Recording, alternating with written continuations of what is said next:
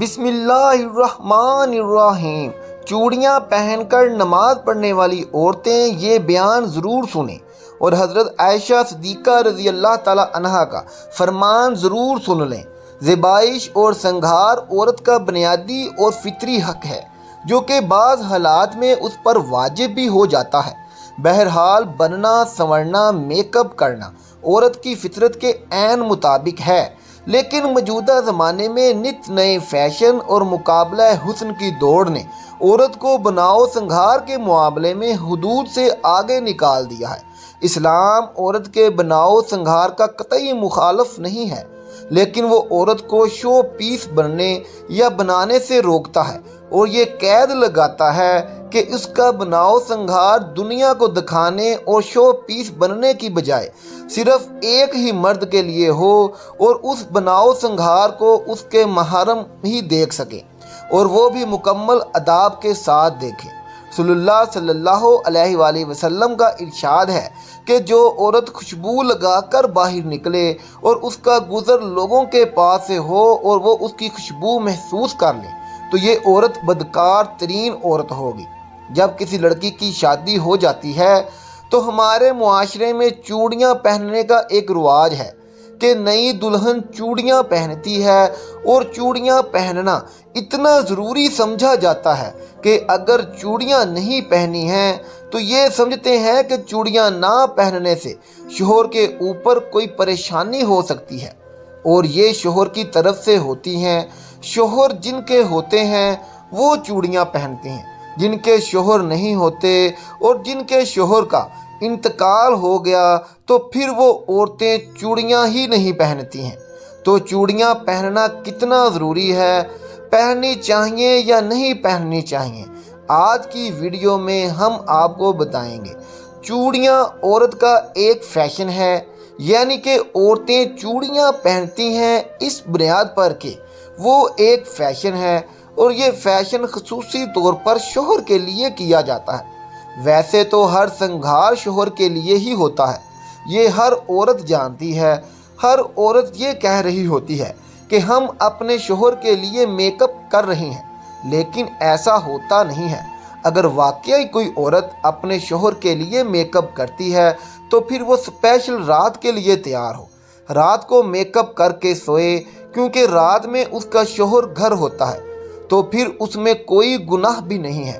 اور جو عورتیں شوہر کے لیے میک اپ کر رہی ہیں تو وہ جائز ہے اور اس میں اس عورت کو ثواب بھی ملے گا۔ اور اگر کوئی عورت اس نیت سے میک اپ کر رہی ہے کہ ہم گھر سے باہر جا رہے ہیں، لوگ ہمیں دیکھیں گے، تو یہ بہت بڑا گناہ ہے۔ اور اگر عورتیں یہ سوچتی ہیں کہ اگر ہم باہر بغیر میک اپ کے جائیں گی تو ہمارے شوہر پہ ہی الزام آئے گا کہ ان کا شوہر ان کو کپڑے اچھے نہیں دلاتا ہے، تو اپنے شوہر کی عزت کے لیے اچھے کپڑے پہن کر میک اپ کر کے جانا بہت اچھی بات ہے، لیکن آپ کو خیال رہے کہ نامحرم آپ کو نہ دیکھنے پائے۔ آپ کے جو محرم لوگ ہیں وہ آپ کو دیکھ سکتے ہیں۔ اور اسی طرح چوڑیاں بھی شوہر کے لیے عورتیں پہنتی ہیں جب تک شوہر حیات رہتا ہے۔ اگر کسی شوہر کا انتقال ہو جاتا ہے تو پھر عورت اپنی چوڑیوں کو نکال دیتی ہے۔ صرف چوڑیاں نہیں بلکہ سارا ہی میک اپ شوہر کے لیے ہوتا ہے، اور یہ ظاہر سی بات ہے کہ یہ ایک رواج ہے، یہ قرآن و حدیث یا شریعت میں نہیں ہے۔ اب اگر کوئی عورت شادی شدہ ہے، اس نے چوڑی نہیں پہنی ہے تو اس کی نماز نہیں ہوگی۔ اس سے نماز کا چوڑیوں سے کوئی تعلق نہیں ہے۔ نماز ایک عبادت ہے اور چوڑیاں پہننا ایک فیشن ہے۔ تو فیشن اور عبادت کا تعلق کیسے ہو سکتا ہے؟ اگر ایسا ہو جائے تو پھر نماز کے لیے اگر چوڑیاں ضروری ہیں تو پھر جن کی شادی ہی نہیں ہوئی، کنواری لڑکیاں ہیں، تو ان کی نماز بھی قبول نہیں ہوگی۔ تو یہ صرف چلی چلائی لوگوں میں باتیں ہوتی ہیں، اس لیے ان چیزوں سے نکل کر اسلام کی پیروی کرنا چاہیے۔ چوڑیاں جو عورتیں پہنتی ہیں ان کو یہ چاہیے کہ وہ ایسی چوڑیاں نہ پہنیں کہ جو چوڑیاں بجیں، آواز کریں، ان سے بچنا چاہیے۔ عورت کے لیے زیورات پہننا جائز ہے اور ان زیورات میں نماز ادا کرنا بھی جائز ہے۔ البتہ نامحرموں سے پردے کا اہتمام نماز اور نماز کے علاوہ دونوں صورتوں میں ہونا ضروری ہے۔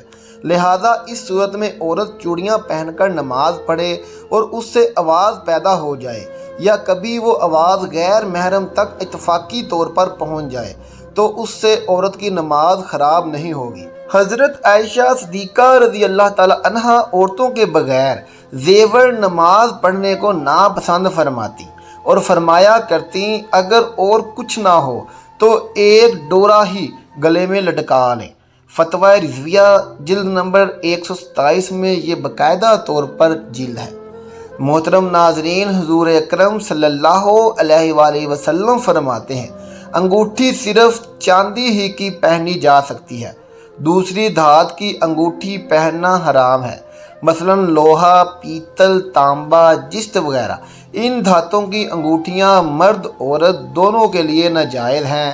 فرق اتنا ہے کہ عورت سونا بھی پہن سکتی ہے اور مرد سونا نہیں پہن سکتا۔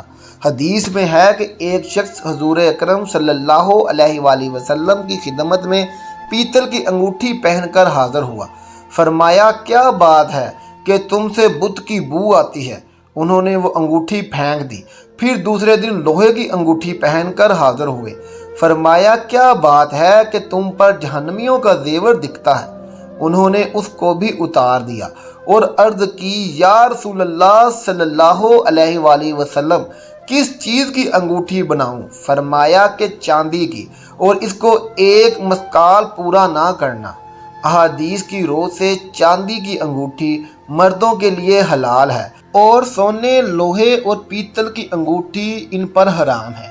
سید اعلیٰ حضرت رحمۃ اللہ علیہ ارشاد فرماتے ہیں ہاتھ خواہ پاؤں میں تانبے، سونے، چاندی اور لوہے کے چھلے یا کان میں بالی یا بندیا سونے خواہ تانبے، پیتل، لوہے کی انگوٹھی اگرچہ ایک تار کی ہو یا 4.5 ماشے چاندی یا کئی نگ کی انگوٹھی یا کئی انگوٹھیاں اگرچہ سب مل کر ایک ہی ماشا کی ہوں، یہ سب چیزیں مردوں کو حرام اور ناجائز ہے۔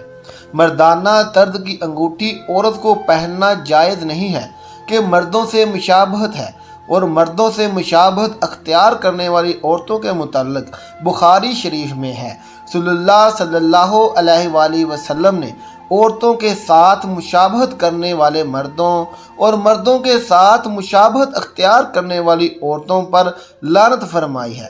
ہم امید کرتے ہیں کہ آپ کو اس بات کی سمجھ آ گئی ہوگی کہ زیورات میں مردوں اور عورتوں کے لیے کیا جائز ہے اور کیا ناجائز ہے۔ اس لیے ہر وہ چیز استعمال کریں جو آپ کے لیے بہتر ہے اور جس کی دین اسلام میں اجازت ہے اور اسلام ہمیں اجازت دیتا ہے۔ دعا ہے کہ اللہ پاک ہمیں دین کی مکمل سمجھ نصیب فرمائے اور ہمیں نیکوکاروں میں شامل کرے، آمین ثم آمین۔ آخر میں محترم ناظرین، کمنٹ باکس میں ایک بار سبحان اللہ ضرور لکھ دیں اور ہمارا چینل سبسکرائب کریں تاکہ ہر آنے والی نئی ویڈیو سب سے پہلے آپ تک پہنچ سکے۔ شکریہ۔